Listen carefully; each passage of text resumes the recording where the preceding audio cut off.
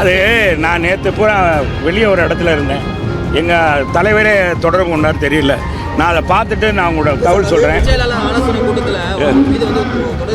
ஒன்றும் குற்றமே ஒன்று அந்த எல்லாம் தான் இருந்தாங்க. இங்கே வந்திருக்கோங்க, அந்த மாதிரி சம்பவமே இல்லை. நாங்களும் கூவி கூவி தாப்பா அழைச்சோம். வெயிலில் வேகாத வெயிலில் இந்த சரவணனுக்காக ஓட்டு கேட்டோம். ஓட்டு கேட்டதில் எதுவும் கம்மியாக இருந்துச்சா? கழக தொண்டர்கள் பப்பரமாக தான் பணியாற்றினாங்க. இதுக்கு மேலே எப்படி ஒரு கட்சியில் வேலை பார்க்க முடியும்? இந்தியாவே ஆளணும் அப்படின்றது மோடிக்கு ஓட்டு போட்டாங்க.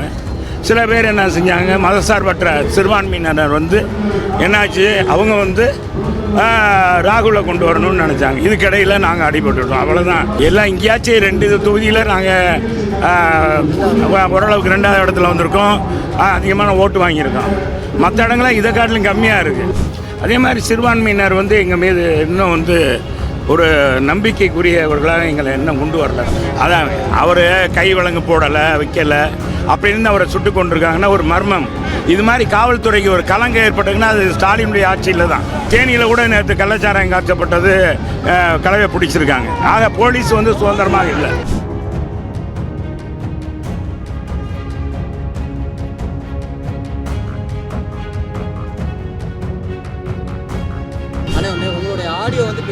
அது நான் நேற்று பூரா வெளியே ஒரு இடத்துல இருந்தேன். எங்கள் தலைவரே தொடர்பு கொண்டார் தெரியல. நான் அதை பார்த்துட்டு நான் உங்களோட தகவல் சொல்கிறேன். அதாங்க அது என்னன்னு பார்த்துட்டு நான் சொல்கிறேங்க. அதான் நான் பார்த்துட்டு என்னன்ற அது என்ன அந்த சட்ட ஒழுங்கு தான் ரொம்ப மோசமாகி போச்சு. எங்கே பார்த்தாலும் ரவுடிசம், எங்கே பார்த்தாலும் துப்பாக்கி சூடு, இதுதான் நடக்குது. இதே நம்ம பொதுச் செயலாளரே கண்டித்து கூட இது பண்ணியிருக்கேன். நேற்றைய தினம் கூட ஒரு என்கவுண்டர் நடந்திருக்கு. அதில் கூட சந்தேகத்தை எழுப்புறாங்க. பொதுவாக காவல்துறை இன்றைக்கு சுதந்திரமாக புரட்சித் தலைவர் அம்மா ஆட்சியில், எடப்பாடியார் ஆட்சியில் இருந்த மாதிரி காவல்துறைக்கு சுதந்திரமாக செயல்பாடு இல்லை என்பது தான் அவங்களுடைய கைகள் கட்டப்பட்டிருக்கு என்பது தான் நிதர்சனமான உண்மை என்பதை இந்த நேரத்தில் தெரிவிச்சுக்கிறேன். எங்களால் மட்டும்தான் காமராஜர் ஆட்சியை தர முடியும்னு அன்புமணி சொல்லியிருக்காரு சார். எங்களால் மட்டும்தான் காமராஜர் இப்போ அன்புமணி காமராஜர் ஆட்சியை கொண்டு வருவோன்னு சொல்கிறார். அவரால் தான் தருவோன்னு சொல்கிறார். இதை காட்டிலும் ஈவிகேஸ் இளங்கோவன் இருக்கார் பாருங்க. 66 பேர் இறந்துருக்காங்க கள்ளக்குறிச்சியில். போன ஆண்டு 23 பேர் செங்கல்பட்டில் இறந்துருக்காங்க கள்ளச்சாராயத்தினால. எங்கே பார்த்தாலும் ரவுடிசம், போதைப் பொருள் நடக்குது. எங்கே பார்த்தாலும் பார்த்தீங்கன்னா வழிப்பறி, செயின் ஸ்னாப்பு, இதெல்லாம் நடக்குது. இந்த ஆட்சியே நம்முடைய ஈவிகேஸ் இளங்கோவன் காமராஜர் ஆட்சி, பெருந்தலைவர் காமராஜர் போல இன்னைக்கு அவர் இருந்தால் என்ன மாதிரி நடவடிக்கை அதே மாதிரி ஸ்டாலின் நடவடிக்கை எடுக்கிறார் என்று சத்தியமூர்த்தி பவனில் இருந்தே பாராட்டுறார். இது மாதிரி காங்கிரஸில் ஒரு மூத்த தலைவர் இந்த மாதிரி பேசுகிறாருன்னா, அவர் பேசுகிற காட்டில் இவர் அன்புமணி பேசுகிறத பற்றி ஒன்றும் இல்லை. அவர் இனிமேல் தானே கொண்டு வரணும். அது வரும்போது பார்த்துக்கலாம். அம்மா உணவகம் 1 ரூபாய்க்கு ஒரு இட்லி, 2 ரூபாய்க்கு தயிர் சாதம், 3 ரூபாய்க்கு சாம்பார் சாதம்னு கொடுத்தாங்க. தாலிக்கு தங்கம் கொடுத்தாங்க. மாணவர்களுக்கு மடிக்கணின்னு கொடுத்தாங்க. இந்த மாதிரி திட்டங்கள்லாம் கொடுத்து இலவச பாட புத்தகம் கொடுத்தாங்க அம்மா. அதேமாதிரி சீருடை கொடுத்தாங்க. இதுதான் காமராஜர் ஆட்சி. அதே மாதிரி அவர் வழியில் எங்களுடைய எடப்பாடியை மிகப்பெரிய அளவுக்கு ஒரே ஆண்டில் 11 மருத்துவக் கல்லூரி கொண்டு வந்தார்.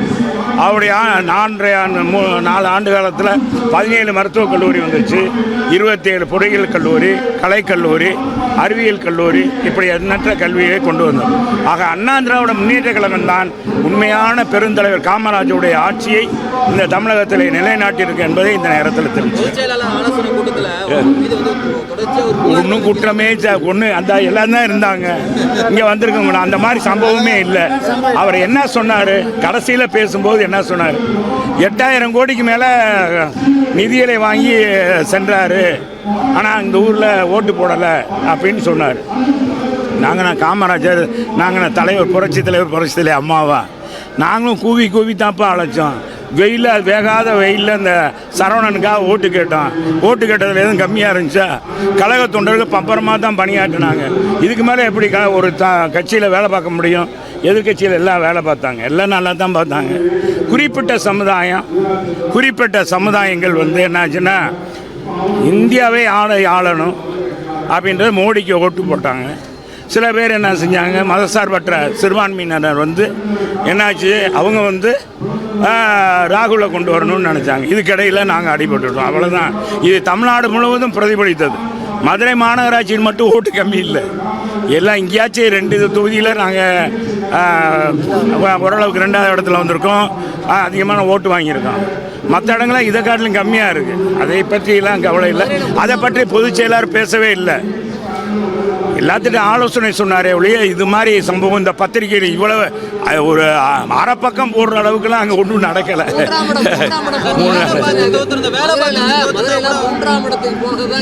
அதாவதுண்ணா, மதுரை அண்ணா திராவிட முன்னேற்ற கழகத்தோட கோட்டை. அதான் கேள்விண்ணா, அது எங்களுக்கே தெரியும்ல, எங்களுக்கே மன உளைச்சல் தான். ஆனால் மக்கள் இந்த மாதிரி முடிவு எடுத்துட்டாங்களே.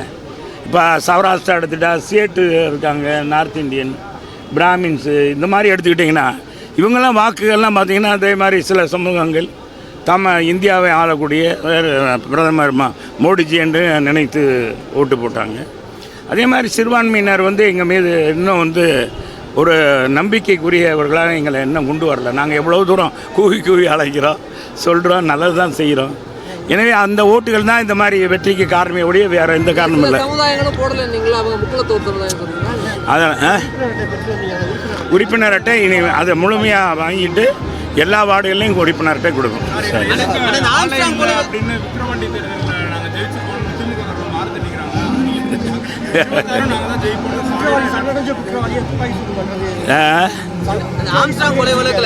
இருங்க, ஒருத்தர் கேட்குறாரு, நீங்கள் அதான் அவர் கை வழங்கு போடலை, வைக்கலை அப்படின்னு அவரை சுட்டு கொண்டிருக்காங்கன்னா ஒரு மர்மம். இது மாதிரி காவல்துறைக்கு ஒரு கலங்கம் ஏற்பட்டதுன்னா அது ஸ்டாலினுடைய ஆட்சியில் தான், இந்த முதல்வர் ஸ்டாலினுடைய ஆட்சியில் தான் கலங்கம். அதே மாதிரி கள்ளச்சாராயத்தை தொடர்ந்து நடவடிக்கை எடுப்போம்னு சொன்னார். நடவடிக்கை எடுத்து ஒன்றும் நடவடிக்கையே எடுக்கலை. அதனால தான் கள்ளச்சாராயம் இப்போவும் கூட எடுக்கிறாங்க. இன்னும் கூட தேனியில் கூட நேற்று கள்ளச்சாராயம் காய்ச்சப்பட்டது, கலவை பிடிச்சிருக்காங்க. ஆக போலீஸ் வந்து சுதந்திரமாக இல்லை என்பதுதான். இதுபோன்ற செய்திகளை மேலும் தெரிந்து கொள்ள எங்களது யூடியூப், ஃபேஸ்புக் மற்றும் ட்விட்டர் ஆப்களை சப்ஸ்கிரைப் செய்யவும்.